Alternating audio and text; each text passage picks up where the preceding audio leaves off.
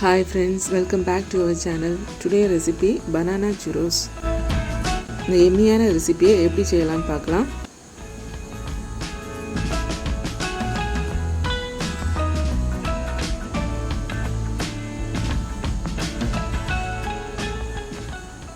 இது செய்கிறதுக்கு 2 பனானா எடுத்துக்கோங்க. இதை ஹாஃபாக கட் பண்ணிக்கோங்க.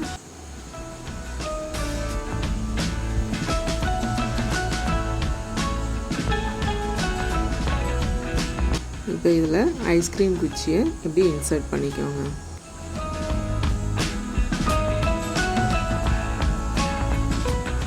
இப்போ நெக்ஸ்ட்டு நம்ம பேட்டர் பண்ண போகிறோம். அதுக்கு ஒரு கடாயில் 1/2 கப் தண்ணியை ஊற்றி 2 டேபிள் ஸ்பூன் பட்டர் சேர்த்துக்கோங்க. இது நல்லா சேர்ந்து கொதிக்கட்டும். இப்போ 1/4 கப் சுகர் சேர்த்துக்கோங்க. இல்லைன்னா ப்ரௌன் சுகர் வேணாலும் சேர்த்துக்கலாம். இதையும் நல்லா கிளறி விடுங்க. இப்போ 1/2 கப் மைதா மாவு சேர்த்து நல்லா கிளறி விடுங்க. இப்போ எல்லாம் ஒன்றா சேர்ந்து நல்லா கிளறிட்டே இருங்க. அடி பிடிக்காமல் நல்லா இப்படி சட்டியில் ஒட்டாமல் இப்படி வந்த ஸ்டேஜ் வரும். இப்போ இதில் ஒரு முட்டையை உடச்சி சேர்த்துக்கோங்க. இப்போ சுவிட்ச் ஆஃப் பண்ணிட்டு தான் முட்டையை சேர்க்கணும்.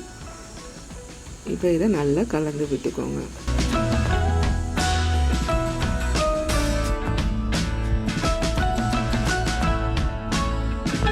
இது ஒரு ஃபோர்க் வச்சு நல்லா இதே மாதிரி மிக்ஸ் பண்ணி விடுங்க.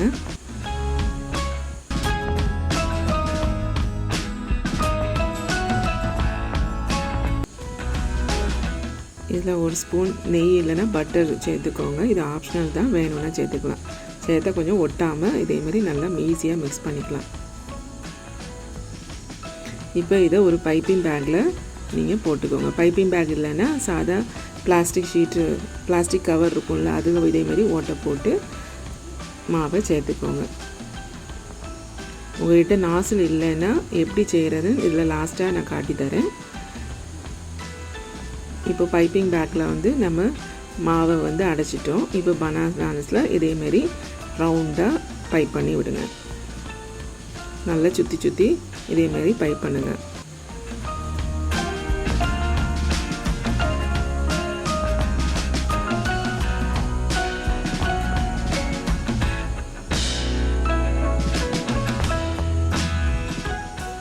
இது பார்க்குறது தான் கஷ்டமாக இருக்கும், ஆனால் நீங்கள் பண்ணி பாருங்கள், ஈஸியாக இருக்கும்.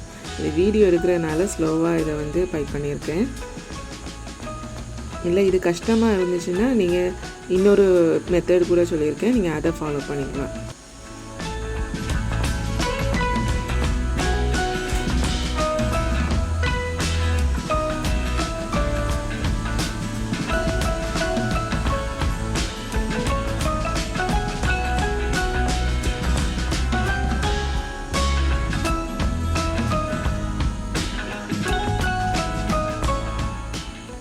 இதே மாதிரி நல்லா பைப் பண்ணி விட்டுருங்க.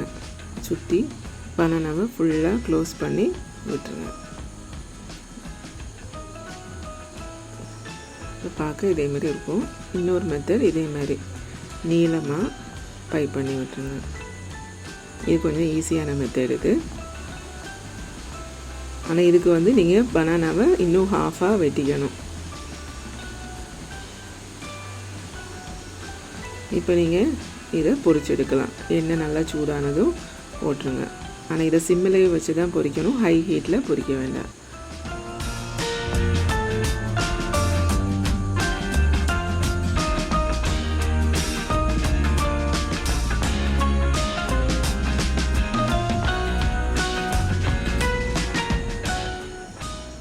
இப்போ நல்லா திருப்பி விட்டு நல்லா பொரிச்சு எடுத்துருங்க.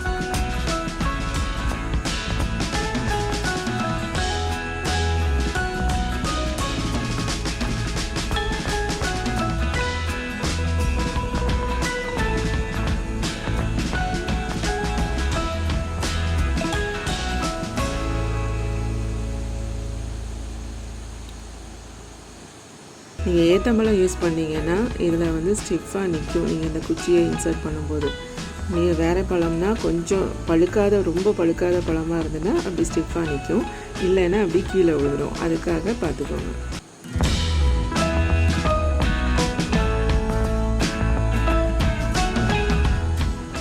இப்போ எல்லாத்தையும் பொரிச்சு எடுத்தாச்சு. இது நீங்கள் பனானா இல்லாமல் வெறுமனே plain churrosஆகவும் இதே மாதிரி பொரிச்சு எடுத்துக்கலாம். நல்லா டேஸ்டியாக இருக்கும்.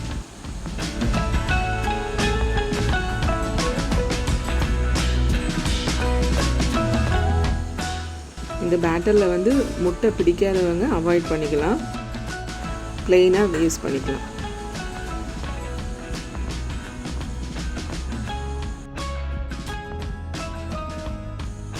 இப்போ நம்ம சாக்லேட் சாஸ் செய்ய போகிறோம். இதுக்கு 3/4 கப் பால் எடுத்துக்கோங்க. அதில் 3 டேபிள் ஸ்பூன் கொக்கோ பவுடர் சேர்த்துக்கோங்க. அப்புறம் சுகர் 1/4 கப் சேர்த்து நல்லா மிக்ஸ் பண்ணிக்கோங்க. இது கூடவே கார்ன்ஃப்ளவர் 1 டேபிள் ஸ்பூன் சேர்த்துக்கோங்க. எல்லாத்தையும் நல்லா விஸ்க் வச்சு நல்லா மிக்ஸ் பண்ணிக்கோங்க.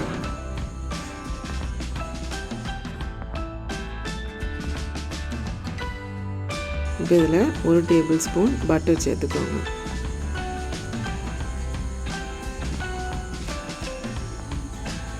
இதை நல்லா மிக்ஸ் பண்ணி விடுங்க, கட்டி இல்லாமல். வாசனைக்காக கொஞ்சம் வெனிலா ட்ராப்ஸ் சேர்த்துக்கோங்க. நல்லா சாஸ் கன்சிஸ்டன்சி நல்லா திக்காக வரும். அது வரைக்கும் நல்லா பாயில் பண்ணுங்கள். இப்போ கட்டியாக ஆரம்பிச்சுட்டு நல்லா கிளறிக்கோங்க சிம்மில் வச்சு.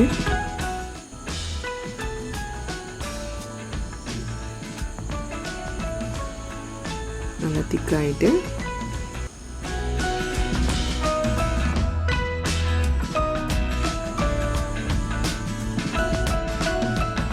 இப்போ இதை சாஸ் கூட பனானா சுரோஸு சர்வ் பண்ணுங்கள்.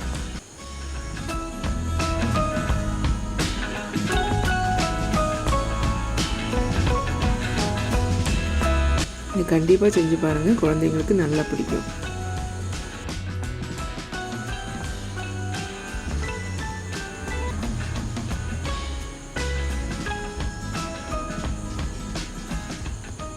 இப்போ நம்ம நாஸில் எப்படி பண்ணுறதுன்னு பார்க்கலாம். ஒரு பேப்பர் கப் எடுத்துக்கோங்க.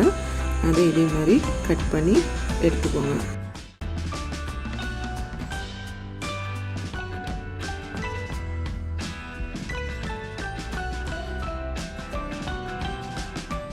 இதை ஹாஃபாக கட் பண்ணிக்கோங்க. இப்போ இதை இப்படி ஃபோல்ட் பண்ணுங்கள்.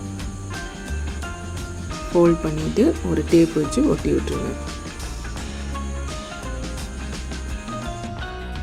இந்த பார்ட்டை நம்ம ரிமூவ் பண்ணி எடுத்துடலாம்.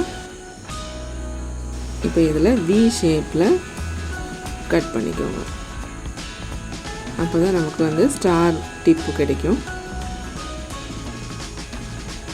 இதே மாதிரி சுற்றி இதே மாதிரி வி ஷேப்பில் கட் பண்ணி எடுத்துக்கோங்க.